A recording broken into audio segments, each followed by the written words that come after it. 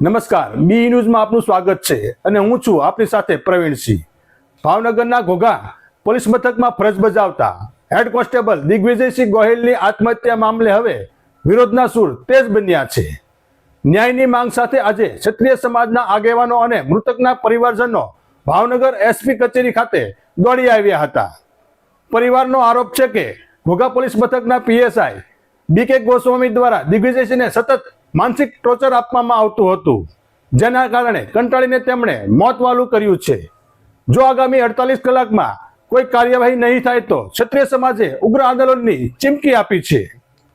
ભાવનગરના ઘોઘા પોલીસ મથકમાં છેલ્લા 4 વર્ષથી ફરજ બજાવતા દિગ્વિજયસિંહ ગોહિલે ગત તારીખ 21મી જાન્યુઆરીએ ભૂતેશ્વર ગામ પાસે ઝેરી દવા પીને પોતાનું જીવન ટૂંકાવ્યું હતું। આ ઘટના બાદ પરિવારમાં માતમ છવાયો છે, કારણ કે 2 સંતાનોએ પિતાની છત્રછાયા ગુમાવી છે। મૃતક દિગ્વિજયસિંહના પિતા પોતે નિવૃત્ત પોલીસકર્મી છે, તેમ છતાં તેમના પુત્રને ખાતામાં જ અધિકારીના ત્રાસનો ભોગ બનવું પડ્યું છે। આજે આ મામલે ક્ષત્રિય સમાજના આગેવાનો એસપી નીતિશ પાંડેને મળવા પહોંચ્યા હતા અને જવાબદાર પીએસઆઈ સામે કડક પગલાં લેવાની માંગ કરી હતી। જનબા, આજે તમે એસપી સાહેબને મળવા માટે આવ્યા છો, તમારા ભાઈનું નિધન થયું છે, કેવી પ્રકારની રજૂઆત કરાઈ? સૌ પહેલાં તો મારા દરેક ક્ષત્રિય સમાજના બધા આગેવાન ભાઈઓનો ખૂબ ખૂબ આભાર, મેં સાથ આપ્યો। બીજો મીડિયા કર્મીઓનો ખૂબ ખૂબ આભાર કે જે મારા સપોર્ટમાં છે।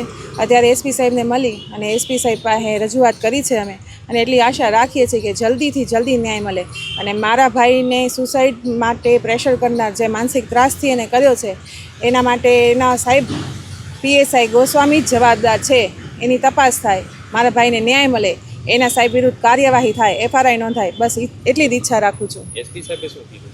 એસપી સાહેબે અત્યારે અમને આશ્વાસન આપ્યું છે અને હું એવી જ આશા રાખું છું કે સાહેબ અમારા સપોર્ટમાં આવે, સાહેબ વિરુદ્ધ એફઆરઆઈ થાય, તપાસ થાય અને મારા ભાઈને ન્યાય મળે। મૃતકના જે પરિવારજનો છે એમાં કેટલા સંતાન? મારા ભાઈના 2 સંતાન છે, એમાં એક 3.5 વર્ષનો બાબો છે અને એક 1.5 વર્ષની બેબી છે। બનાવ કઈ જગ્યાએ બન્યો? બનાવ બન્યો તો ઘોઘા। પીએસઆઈ બીકે ગોસ્વામી પોતાની કામગીરીનું દબાણ દિગ્વિજયસિંહ પર નાખતા હતા અને સતત ટોર્ચર કરતા હતા। આ અસહ માનસિક દબાણને કારણે એક નિષ્ઠાવાન પોલીસકર્મીએ આત્મહત્યા જેવું પગલું ભર્યું।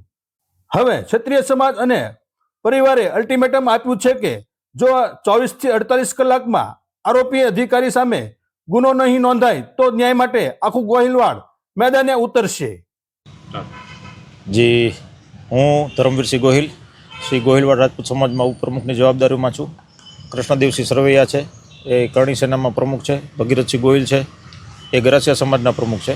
અમે દરેક સંસ્થાઓ વતી, સમાજના આગેવાન વતી આજે ભાઈ સ્વર્ગસ્થ દિગુભાઈના કેસમાં જે કોઈ મુદ્દો છે અને જે અન્યાય થયો છે અને જેને કારણે દિગુભાઈ આ ખૂબ જ આઘાતજનક પગલું ભર્યું છે, એની માટે એસપી સાહેબને રજૂઆત કરવા અને આ વિશે યોગ્ય તપાસ થાય અને યોગ્ય ફરિયાદ થાય એ માટે અમે રજૂઆત કરવા આવ્યા હતા।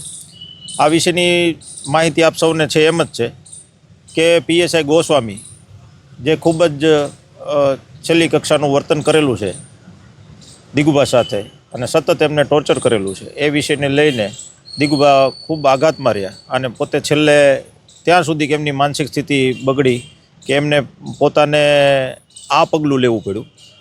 આવી પરિસ્થિતિમાં આટલા બાળકો નાના હોય, આવો પરિવાર હોય, ત્યારે કોઈ વ્યક્તિ આવું કરે એવું શક્ય હોતું નથી।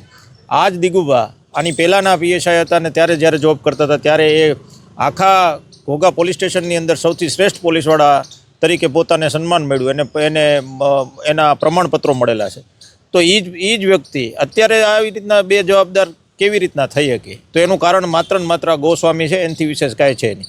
અને ગોસ્વામીની એક માનસિકતા છતી થાય છે કે આટલી બધી હદે એમનું બિહેવિયર હશે જ, એનું કારણ માત્ર એટલું છે, એ આપણને જોવા મળે કે એ બાઇટ આપે છે ત્યારે પણ હસીને બાઇટ આપે છે તો એ મોતનોય મલાજો નથી રાખી શકતા। પોતાના કર્મચારી, હાવ અંગત કર્મચારી જ્યારે આવી રીતના આવો દુઃખદ બનાવ બન્યો હોય છતાં એને એ હસીને આવી રીતના બાઇટ આપતા હોય તો એ વ્યક્તિની એની કોઈ મર્યાદા છે નહીં, એને કોઈ પણ મલાજો છે નહીં, એટલે એ સ્વાભાવિક છે કે એ જ એનું માનસિક બિહેવિયર છતું કરે। હવે ક્ષત્રિય સમાજ શું કરે? અમે એસપી સાહેબને રજૂઆત કરી છે। એસપી સાહેબે અમને બધી લેખિતમાં રજૂઆતો માગી છે અને બધા જે કાંઈ પુરાવાઓ છે સાથે, એટલે બસ આજે હવે અત્યારે સાંજ સુધીમાં અમે બધું પરિવાર સાથે રહીને જમા કરાવશું અને એ મુજબ એની ઉપર કાર્યવાહી થશે. જે કાંઈ આગળ તપાસને આધારે કાર્યવાહી થાય અને કાર્યવાહી થાય એની માટે અમને બાંહેધરી આપી છે કે 100% ઘટતું કરશે. ન્યાય ન મળે તો શું? ન્યાય ન મળે એ ચલાવવાનો જ નથી. ન્યાય ન મળે એવી વાત અમે સ્વીકારવા તૈયાર નથી. ન્યાય ન મળે એવી વાત જ યોગ્ય છે. ન્યાય મળવો જ જોઈએ કોઈ પણ સંજોગ, અને ન્યાય લેવાનો જ છે. એમ અમને વિશ્વાસ છે સાહેબ ઉપર. સાહેબનું જે અમારી સાથે વાર્તાલાપ થયો છે એ મુજબ જે એમણે અત્યારે કીધું છે એ મુજબ 100% અમને એવો વિશ્વાસ છે કે 100% ન્યાય મળશે જ. એટલે ન્યાયની અપેક્ષા છે. અલ્ટિમેટમ આપ્યું છે તો?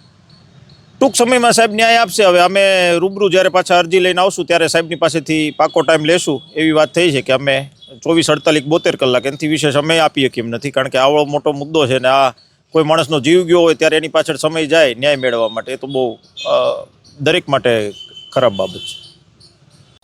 દિગ્વિજયસિંહની આત્મહત્યાએ અનેક સવાલો ઊભા કર્યા છે. શું ખાતાકીય દબાણ પોલીસ કર્મીઓના જીવ લઈ રહ્યું છે? હવે જોવાનું એ રહેશે કે ભાવનગરના એસપી આ ગંભીર આક્ષેપો બાદ પીએસઆઈ સામે શું તપાસ કરે છે. આ સમાચારમાં અત્યારે બસ આટલું જ. વધુ સમાચારો માટે આપ જોતા રહો BE ન્યૂઝ. નમસ્કાર.